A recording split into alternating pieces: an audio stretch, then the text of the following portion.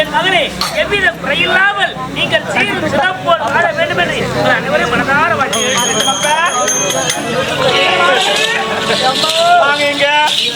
ஏண்டா நாங்கள் அனைவரும் தந்தையின் பாவத்தை வணங்கிக் கொண்டிருந்தோம். நீங்கள் இருவர் என்ன செய்வீங்க? என்ன செய்தீங்க?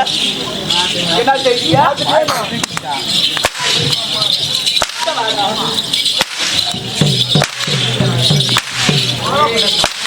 அப்புறம் ஏண்டா தந்தையின் பாவத்தை பண்ணுறது நம்ம செய்வீங்க?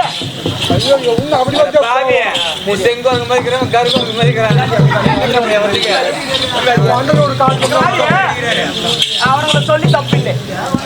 ஊசி இடம் கொடுக்காம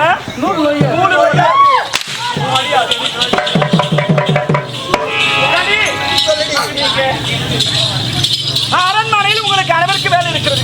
அப்படியாம்மா? எல்லா வேலையும் செய்யுங்க. தண்ணி நிற்கும்.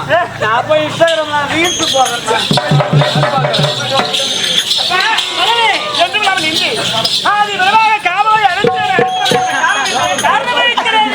பெற்றெடுத்த மலை எதற்காக விரைவாக அழைத்து வர சொன்ன தெரியுமா? நீயோ தந்தை தாய் இறந்து விட்டால் தாய் இறந்த பிறகு பார் மீது தோல் மீது தூக்கி வளர்த்தி உன்னை சீரும் சிறப்போடு வளர்த்தி விட்டு மகளுக்கு செய்ய வேண்டிய கடமை என்று தெரியுமா? தக்க பருவத்திலே திருமணத்தை முடித்து கண்குளிர பார்க்க வேண்டும் என்று இந்த உள்ளத்திலே சொல்வதை கேளமா? ஒரே மகள் ஒப்பற்ற மகள் ஆசிரியர்கள் அன்பு மகள் மகள் ஜெயமாலினி. ஆமாமா, ஒரு தாயார் இருந்திருந்தால் ஒரு பிள்ளைகளுக்கு என்ன தேவையோ அதை செய்து முடித்திருப்பார்கள். ஆமா, உன் தாயும் இறந்து விட்டாலம்மா. உன் தாயின் ஸ்தானத்திலிருந்து உனக்கு திருமணத்தை செய்து அழகு பார்க்க முடிக்கிறது. ஆமா, நான் திருமணத்தை செய்து கொண்டு சென்று விட்டால் என்னை பற்றி கவலைப்படாதே. உனக்கு திருமணத்தை முடிக்கவில்லை என்றால் நாட்டு மக்கள் காலமாக பேசுவார்கள். இந்நாட்டு இளவரசிக்கு திருமணம் முடிக்கவில்லை, பெற்றெடுத்த தந்தை கடமை மறந்து விட்டார் என்று நாட்டு மக்கள் காலமாக பேசுவார்கள். என்னை பற்றி கவலைப்படாதே. சரி என்று உழைத்தால் போதும். உனக்கு கேட்ட ஆடவரை தேர்ந்தெடுத்து நான் திருமணத்தை முடிக்கிறேன். கேளமா, என் வார்த்தை தட்டி கழிக்காதே. ஒரு பிள்ளைகளாக பிறந்தவர்கள் தாய் தந்தை பேசக்கூடாது. அப்படி இருக்கும்போது தட்டி கழிச்சு பேசலையப்பா. திருமணத்திற்கு சம்மதம் என்று முடிக்கிறது. என்ன அப்பா, இதுநாள் வரையில் உடைய மகளுக்கு எது தேவை இருக்கிறது தேவையில்லை என்று பார்த்து பார்த்து செய்தவருடைய தந்தையிடா. ஒரு மகளுக்கு எது தேவை எது தேவையில்லை என்று பார்த்து பார்த்து செய்தவருடைய தந்தை. அப்படி இருக்கும்போது இந்த ஒரு பொருளை பார்த்து நான் கேட்பதற்கு முன்பதாகவே என்னுடைய தந்தை மகளின் மனதில் என்ன இருக்கிறது என்று அறிந்து கொண்டு அந்த பொருளை வாங்கி எனக்கு என் மனதில் இருக்கும் ஆசை என் தந்தை சொன்னால் தானே தெரியும். சம்பந்தானே சரி என்று வந்து ஆணவனை தேர்ந்தெடுக்கிறேன். என்னம்மா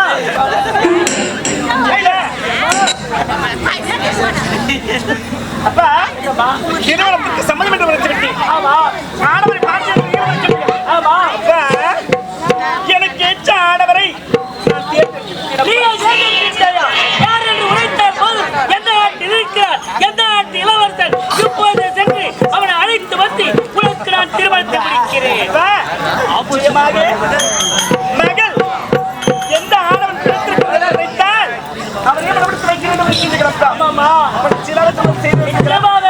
அப்பா திருமணம் என்று செய்து கொண்டால் அந்த ராமனை தான் நடப்பேன். நிறுத்தி ராமன் ஏற்பட்ட தெரியுமா? ஏகப்பத்திரி விருதன் அந்த சீதையை தவிர வேறு பெண்ணை மனதால் பார்ப்பது கிடையாது. தசர குலத்தில் பிறந்த சொல்வதை கேள், அதை மறந்துவிடு. உள்ளத்தில் இருப்பதை இப்போது அகற்றிவிடு. தந்தை வார்த்தைக்கு மரியாதை கொடுத்து வேறு ஒரு ஆணவ திருமணம் முடியாதப்பா. முடியாது, முடியாது. மணந்தால் அவள்தான் மணக்க வேண்டும் என்று இதுதான் அப்படிங்கும்போது ராமனை இறந்து வேறொரு ஆடுமுறை என்ன திருமணம் செய்து கொள்ள முடியாதப்பா. முதலை கடிதமா உடைக்கிறேன், அதை மறந்துவிடு. இந்த தந்தை யாரை திருமணம் செய்து கொள்ள உடைக்கிறோம் அவனை தான் திருமணம் செய்து கொள்ள அப்பா. அவனை சொல்வதை அப்பா, மணந்தால் ராமனை தான் மணப்பேன், இல்லை என்றால் வேறு எந்த ஒரு ஆடுமுறை நான் மணக்க மாட்டேன். அப்பா, எனக்கு ஏற்ற மணவன் ராமன் தான்.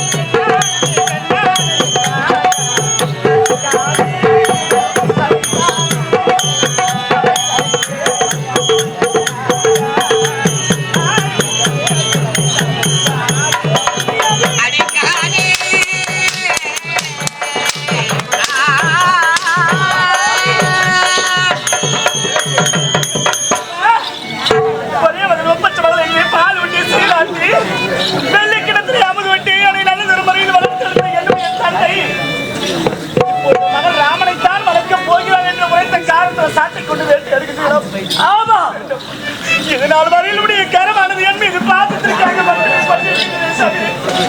அடிப்பதற்கு ஒரு நாள் உடைய கரமானது என் மீது பட்டதில்லையே தந்தையே. சிறிய வயது சீரும் சிறப்போர் வளர்த்து விட்டு தந்தை வார்த்தைக்கு மறு வார்த்தை உரைக்காமல் இப்போது உரைத்து விட்டார். இனிய நோக்கி விழிக்காது, தந்தையை அழிக்காது. போ போ